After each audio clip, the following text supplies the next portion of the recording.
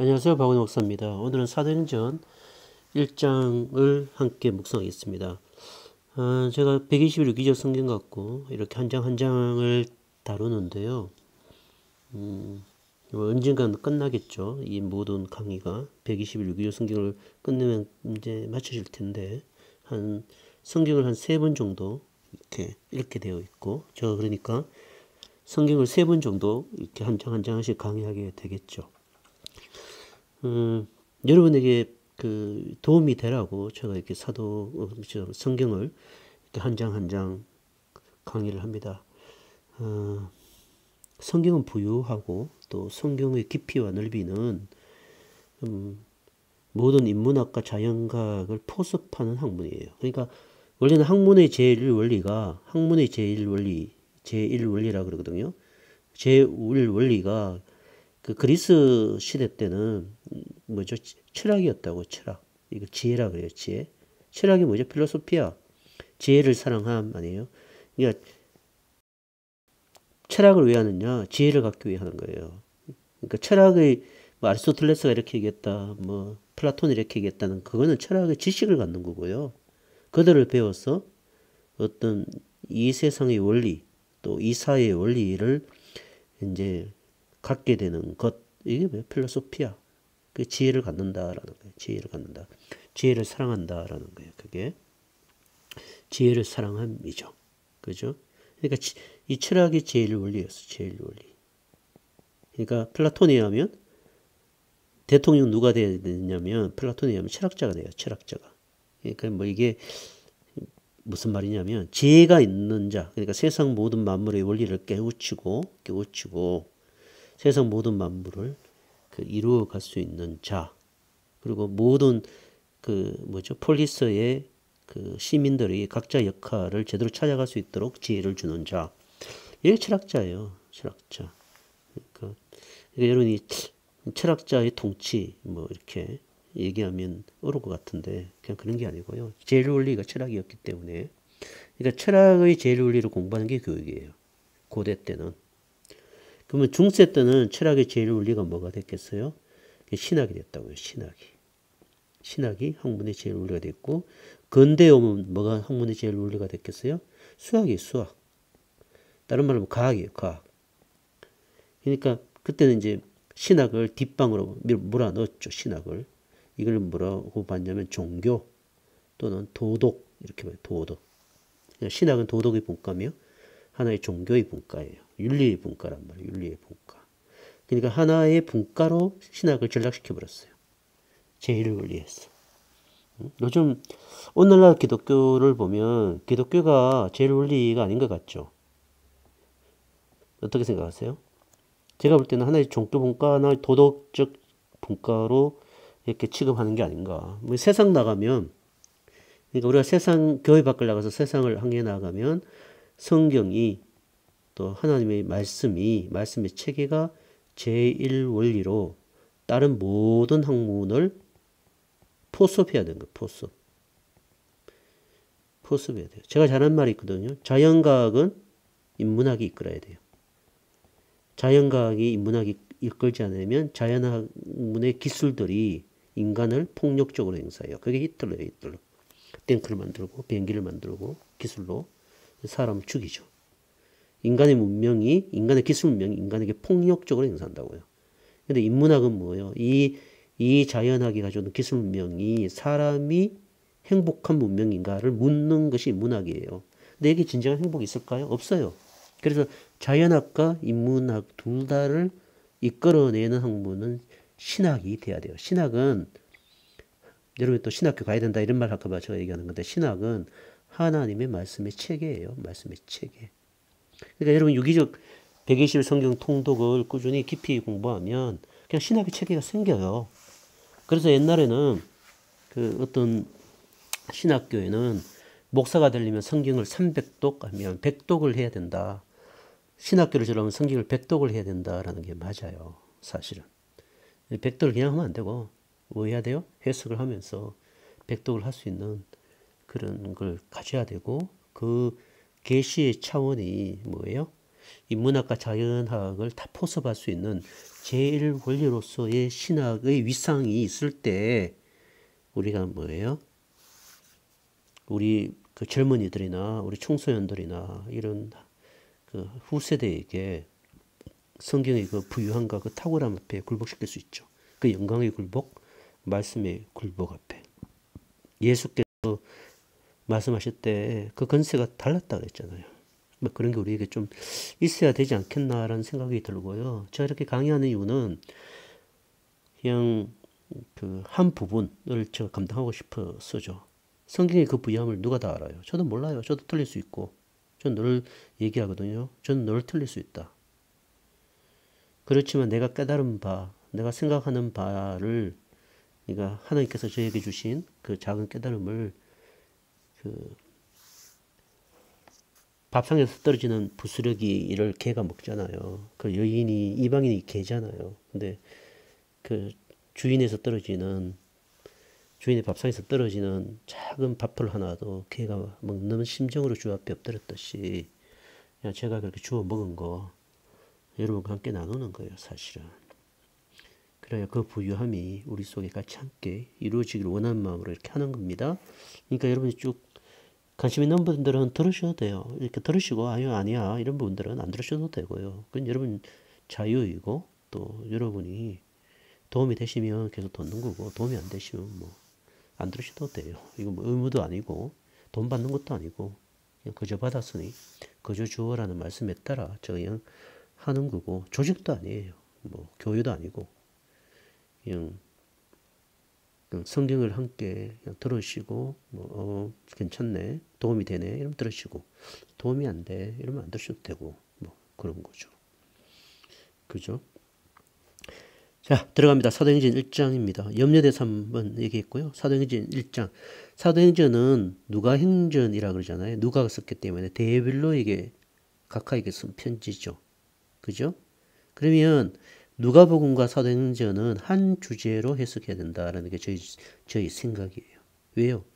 뭐 누가복음, 사도행전 다 데빌로에게 썼잖아요. 그리고 누가가 썼고 그리고 성경을 보면 누가복음의 끝이 성전에 누가복음의 끝이 뭐예요? 성전에 올라갔더라요. 예루살렘 성전으로 올라가라 하셨고 예루살렘 성전에 올라가요 제자들이. 그리고 사도행전은 뭐예요? 1장에 예루살렘 성전에 이들이 모여요. 그죠? 그러니까 이게 연결이 돼야 안 돼요? 연결되죠. 그러니까 누가행전으로 한 주제로 해석하는 게 맞다라는 게 저의 생각이고 그렇다면 누가행전의 주제는 뭘까라는 거예요. 그러니까 여러분 사도행전의 주제를 보통 성령행전, 성교행전이라고 해석하잖아요. 그게 사도행전의 아주 오래된 해석의 방법 중에 하나였어요. 해석의 방법 중에 성교행전이다, 뭐 성령행전이다, 뭐 이런 해석이 있었어요, 사실은. 또 하나의 해석인데 이거는 뭐 저의 해석이기도 하고 또 많은 학자들의 해석이기도 한데 누가복음과 사도행전의 주제는 희년이에요, 희년. 누가복음의 핵심적인 예수님이 오시면 뭐냐면 이사야 61장, 66장에 나오는 희년의 나라가 메시아를 통해 성취된다는 거예요. 예수님이 그 누가복음에 나오는 독특한 그 장이 뭐냐면 예수님이 회당에 들어가 이사야를 읽고 설교하시는 거예요. 그래서 사람들이 그 희년을 이루는 게 내다. 예수님이 그러니까 거기에 있던 사람들이 분노가 나서 예수님을 죽이려고 배낭 끝으로 몰았는데 예수님이 다시 그 사이를 뚫고 나가시는 장면이에요. 이건 누가복음 할 때 좀 더 다뤄드릴게요. 그러니까 이 예수님이 성전에서 이사야서를 그 찾아서 읽으셨는데 그게 뭐냐면 희년이에요, 희년. 희년을 메시아가 준다. 그리고 그건 나다라는 거예요. 그러니까 누가 사도행전은 희년의 복음이에요. 희년이 뭐예요? 희년은 이사야서도 얘기했지만 또 여러분과 함께 다루었지만 희년이란 뭐예요? 우리가 기쁘리자 연년자잖아요. 기쁨의 날 이렇게 얘기하는데 희년은 그 모든 온 땅과 그 땅 위에 있는 사람이 동물들이 뭘 얻는 날이에요? 자유를 누리는 날이에요. 기쁨을 누리는 날이에요. 자유를 누리고 기쁨을 누리는 날이에요. 다르게 얘기하면 창조로부터 아담이 타락해서 땅이 뭐가 됐죠? 오염됐고 사람이 오염됐고 동물도 오염됐잖아요. 이 모든 죄가 제거되고 하나님의 기쁨과 그 영광의 자유가 구속의 자유가 모든 77, 49, 50년, 49년부터 50년째 이루어지는 날, 다 회복되는 날. 이게 뭐예요? 희년의 희년. 그러면 이 희년이 왔다 안 왔다? 구약 전체에서 구약에서 학자들이 얘기하기를 제대로 희년이 이루어진 날은 없다는 거예요. 제대로 이스라엘 백성이. 희년의 법은 주어졌으나 이스라엘 역사 안에서 제대로 희년이 시행되고 지켜지고 성취된 것이 없다는 거예요. 50년에 한 번씩 하는 건데 이게. 그죠? 근데 누가 해요 이걸? 77일 49면 창조일 7번씩 7번 이런 번씩 오는 거 아니에요? 그것이 완성되는 희년의 날은 누가 도대체 완성하는가? 누가 완성이 돼요? 예수님이 완성한다는 거예요. 예수님이 뭐로? 성령을 받으신 예수께서. 그러니까 예수님은 또 누구에게 성령을 줘요? 우리에게 제자들에게 성령을 주어 예루살렘과 온 유대와 땅끝까지 이르러 모든 것을 희년을 이룬다는 거예요. 희년을 이룬다. 희년을 이룬다는 거예요. 그러니까 복음을 전하는 행위는 잘 들으세요. 복음을 전하는 행위는 뭘 이루는 행위다? 희년을 이루는 행위다. 라는 게 사도행전이에요. 하나님의 땅을 찾는 거예요. 사실은. 그리고 하나님이 잃어버린 백성들을 찾는 거고 만물들을 찾는 행위가 희년의 행위다라는 거예요. 약간 좀 다르죠? 그 선교행전 이렇게 얘기하는 것하고 좀 다르지 않나요? 약간 달라요. 뭐 선교행전으로 보자. 누가 그렇게 얘기해도 뭐 괜찮아요. 근데 제가 볼 때는 희년으로 보는 게 맞지 않는가? 왜 그렇죠? 예를 들어 여러분이 잘 아시는 그 사도행전에 보면 교회가 뭐예요? 서로 구제하기를 힘썼고 또 자기의 모든 물건을 똑같이 나누어 쓰고 서로 사랑하고 그런 뭐죠? 같이 떡대기를 함께하며 기도하고 즐거워하며 그러한 일들을 이루잖아요. 교회 안에서. 그게 뭐예요? 아, 이 땅에 뭐가 이루어졌다? 희년이 이루어진 모습을 드러낸다는 거예요. 희년이 이루어지면 어디에서? 교회 안에서. 종이나 그죠? 자주자나 유대인이나 헬라인이나 모든 사람들이 뭐가 돼요? 하나가 되는 거죠. 하나가 되는 것. 뭐 누구 앞에서? 주 앞에서. 이게 뭐예요? 희년이 되는 거. 그래서 이런 사람들을 뭐예요? 구속시켜 하나님의 것으로 돌려드리는 그 자유함, 기쁨의 날들을 만들어가는 거죠. 만들어가는 것. 그게 예루살렘에서 유대에서 뭐죠? 땅끝까지 이르러. 그러니까 이 세상의 모든 땅들이 희년의 땅이 되도록 만들어가는 것이 희년이고요. 그래서 희년에 보면 그래서 구제 같은 일들이 막 나와요. 구제는 희년의 한 중요한 부분이죠. 예루살렘의 교회들이 그 가뭄에서 어려울 때 바울이 구제연금 들고 가죠. 왜 그 사도행전에 나와요? 그게 뭐냐면 유대인과 이방인이 하나 되는 그 가뭄으로 인하여 하나 되는 일인 거예요. 유대인들이 이방인의 구제를 받아들이고 또한 유대인들은 그 받아들임을 통하여 우리는 그리스도 안에서 한 형제라는 유대 그리스도인들이 일어나는 뭐예요? 모든 민족이 주 앞에서 하나의 민족이 되는 그리고 죄에서 자유들이 이루어지는 게 나타나는 거고요. 고넬료의 구제를 하나님 받으셨다 그랬잖아요. 그죠? 그게 왜 나와요? 사도행전에 그 구제를 받았다는 얘기가 그게 희년이거든요. 이 땅에 하나님의 희년을 구약적으로 이룬 그 구제의 일들을 이루어가는 사람들 속에 성령이 들어가 진정한 희년을 이루어가시는 하나님의 모습이 있는 거예요, 사실은. 그러니까 복음이라는 걸 자꾸 여러분들이 이걸 또 전도 혹은 송교 이런 개념으로 생각하시면 안 돼요. 복음이라는 것은 뭐예요?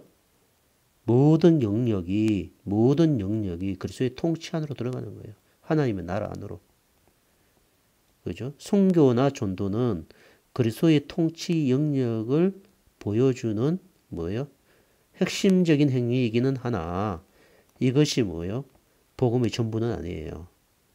그리고 전도도 송교의 전부가 아니에요. 송교라는 것은 선교라는 것은 교회를 세우는 거예요. 교회를 처치 플랜팅, 처치 그로스 교회를 세우는데 이 교회를 통하여 뭐예요? 지역 사회가 하나의 뭐예요? 모든 만물이 그리스도로부터 시작되고 그리스도로 말미암고 그리스도로 통하고 그리스도로 이루어지는 만물의 질서, 하나님의 영광의 만물의 질서가 잡혀지는 것 자체가 이게 뭐예요? 선교예요. 선교의 개념이 크다고요. 강의적 선교의 개념이. 그죠? 복음이라는 게 뭐예요? 복음이라는 게. 너와 주 예수를 믿어 너와 네 집이 구원을 얻으리라. 그죠? 구원이 뭐예요? 구원을 보통 뭐라고 얘기해요? 하나님의 통치 영역 안으로 들어가는 것, 이렇게 이제 구원의 영역을 설명하죠, 보통. 그러니까 이게 맞아요. 주 안의 영역으로 내 전생애가 들어가는 것, 주의 통치 영역 안으로. 이게 구원이죠, 구원. 이게 희년이라고요, 희년. 그래야 내가 구원을 받았을 뿐만 아니라 구원을 이루는 거죠. 구원을 이루는 것이며 또 이 구원은 완성이 되는 거예요. 성령으로 말미암아. 이걸 보통 뭐 칭이라기도 하고 이걸 뭐 성화라고도 하고 이걸 영화라고 하는데 다 좋아요. 근데 이 모든 것은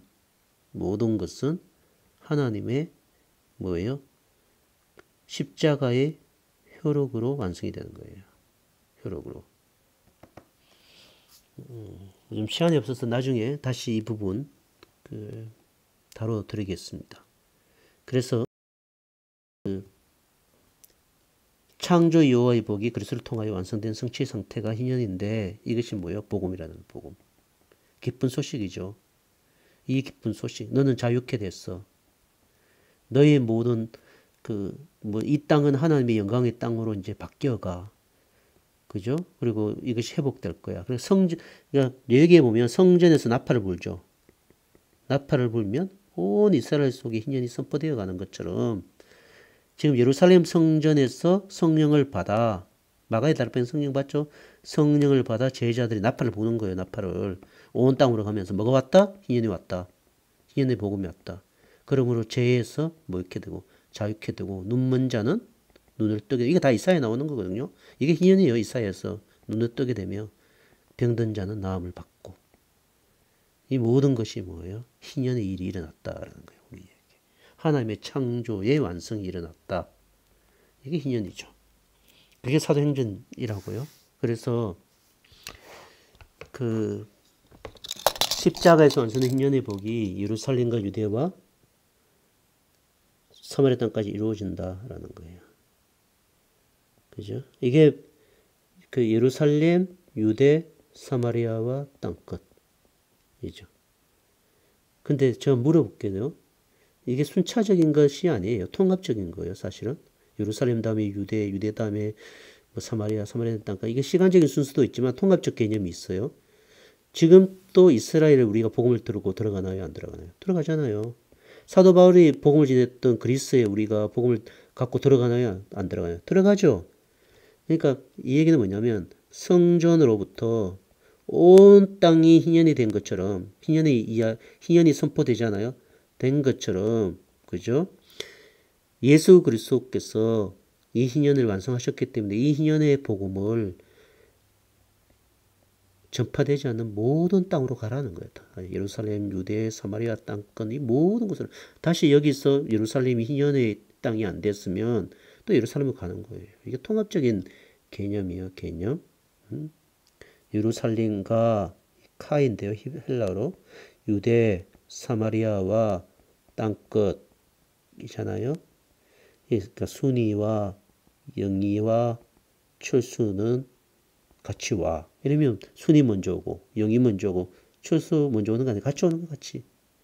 그러니까 이 얘기는 물론 우리가 시간상으로 예루살렘을 거쳐서 사마리아 가지고 땅끝으로 이렇게 가는 게 맞아요.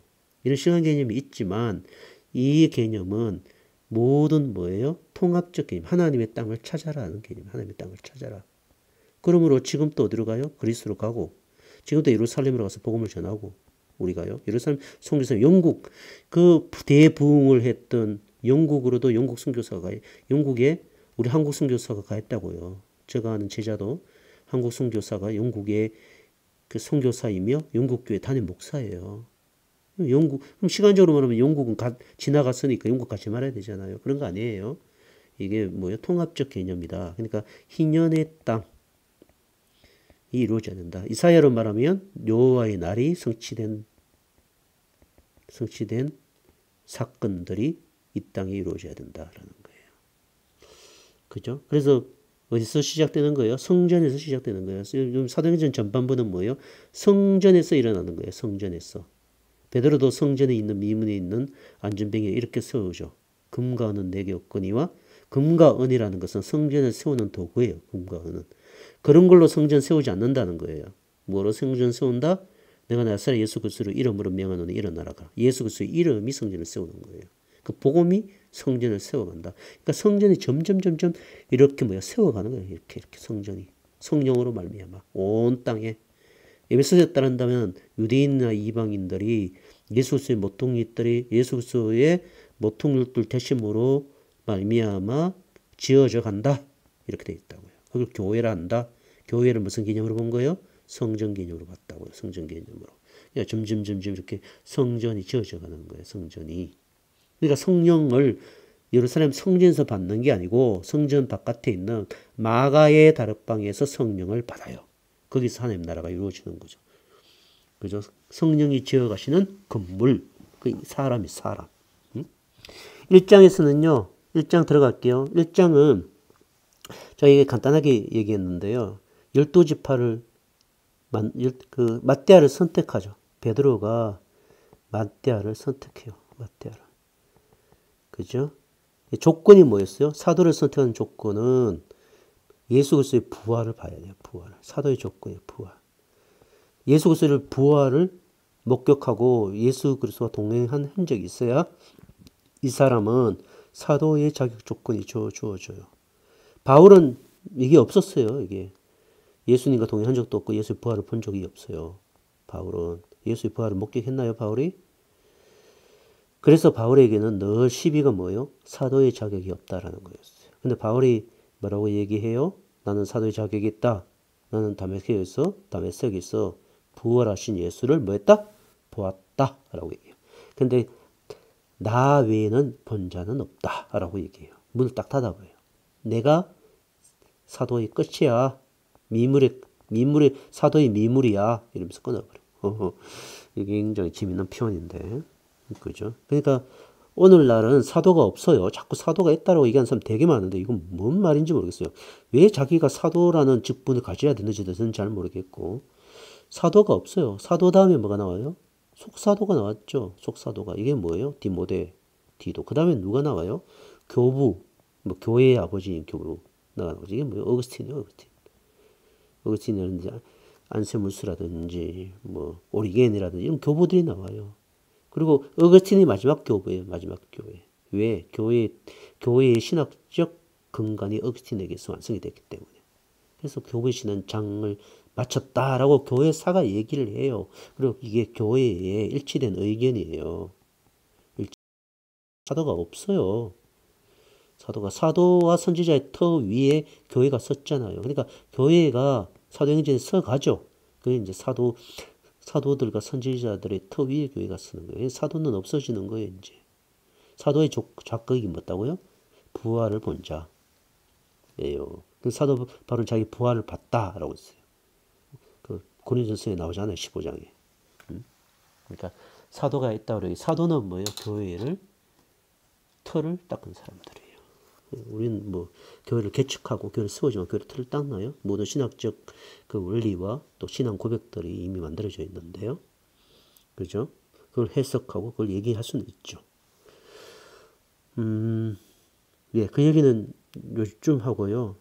그래서 맏대아를 선택한 이유는 뭐라고요? 그 12지파를 새 이스라엘의 12지파를 만들어야 하기 때문이에요. 그래서 그 12지파를 통하여 하나님의 새로운 이스라엘, 새로운 공동체, 교회죠. 교회가 희년의 복음을 전하며 예루살렘으로부터 복음이 시작된다라는 거예요. 그죠? 그래서 희년의 복음이 이루어져 나간다라는 거예요.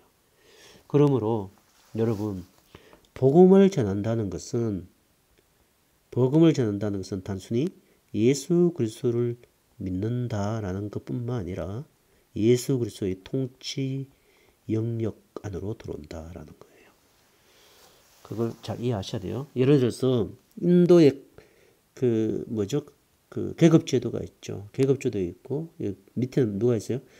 그 카스트 제도가 있는데 밑에가 불가치 잘 모르겠어요. 마지막에 뭐가 있죠? 그 불가침 민족인가 계층이 있는데 죄송합니다. 제가 잘 모르겠습니다. 이 계층이 있는데 이 사람들이 어떻게 생각한다고요? 인도 사람들이 막 때리죠. 몽둥이로 때리고 바이러스 때 나왔다고 막 때리고 이 경찰이 막 때려요. 때리는데 맞아 가만히 있어요. 우리나라도 경찰이 왜 이렇게 때려요? 이랬는데 인도 경찰이 막 때리고 이래도 가만히 있어요. 이 사람들이 불간치 천민이에요. 불간치 천민. 마지막 계급이라고요. 그러니까 다 알아요. 경찰들도. 위에 있는 뭐요? 제1계급에게는 경찰이 몽둥이 휘둘 수 있을까요? 못 휘둘러요. 근데 이 사람들 힌두교는 유네스이기 때문에 이들은 전생의 잘못에 업보가 가난하게 사는 거예요. 그러니까 여기서 그 뭐죠 고생하고 여기서 좋은 일을 해야 다음 생에 1계급으로 태어난다. 이런 세계관을 갖고 있다고요. 근데 예수 그리스도를 믿게 되면 어떤 일이 일어나요? 예수 그리스도를 전하게 되면 이 불가진 천민 이 사람들 예수를 믿게 되면 뭘 깨달아요? 하나님 앞에서 모든 사람은 뭐하다? 동등하다. 동등하며 동등한 권리를 갖고 있으며 하나님의 형상으로서 똑같은 대우를 받아야 된다라는 성경적 통치 개념을 받아야 된다고요. 성경적 통치 개념. 인도의 통치 개념을 받아들이고 성경의 통치 개념을 받아들인다. 이게 희년이에요. 희년. 그럼 이 사람은 어떻게 돼요? 이거는 아니다라고 선포하는 거예요.